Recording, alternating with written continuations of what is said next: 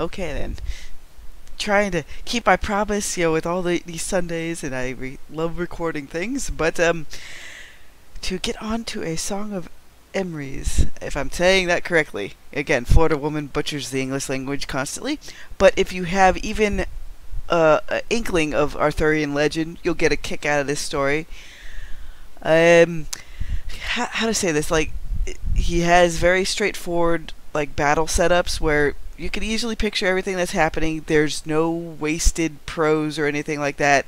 It's not bloated to the point where your eyes will glaze over. It's like, no, he gets his bard here from point A to point B to point C where needed, and builds up a little interesting background where you're like, oh, that's a nice little detail. But this thing is very much in the flavor of the pulps in terms of just sheer speed. It's something you could read in a sitting or two with no problem. And considering my work schedule nowadays, it's like I can appreciate more stories like that. It's a bit lyrical, but without being like dramatic purple prose, because again, Telesane is a bard, if I'm saying that correctly. Again, I apologize if I keep murdering English language. But I like the fact that he does weave his own bits of Arthurian legend and lore into this thing, but adding his own take on stuff. And the way he opened it is pretty interesting, just because you don't know who these characters are really yet, but opening it on kind of like even a little conflict will usually, get most people's eyeballs on it, or at least a bit of attention. Because you don't really know what the stakes are yet. So, yeah, open with a bit of conflict, so that way that opens the door to where the story is going to go. And, of course, the giant ruffian basically destroys our bard's loot, and it's like, oof. Because that guy cares more about his music than, most of anything else that I've seen. But all these characters are pretty straightforward archetypes. There's no subverting of expectations. I like the little ads here and there to where he takes the concept of Avalon and tweaks it a little bit, but not in a bad way.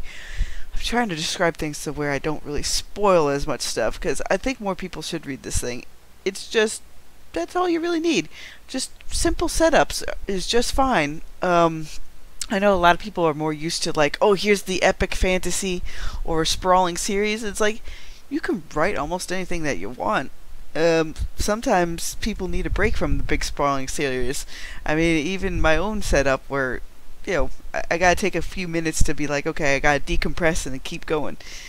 So I read other things, and sometimes I read other things outside the general realm of pew pew and space princesses and whatnot.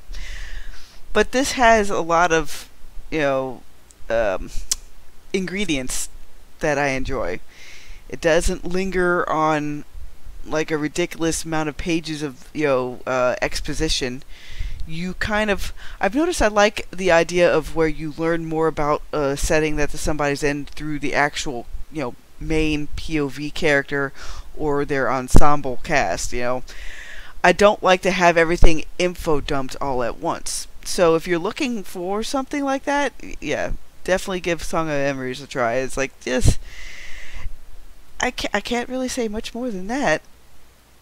It's just fun, and I'll be buying more stuff like this in the future. I mean, and again, it clocks in around like 51 pages according to this particular Kindle setup.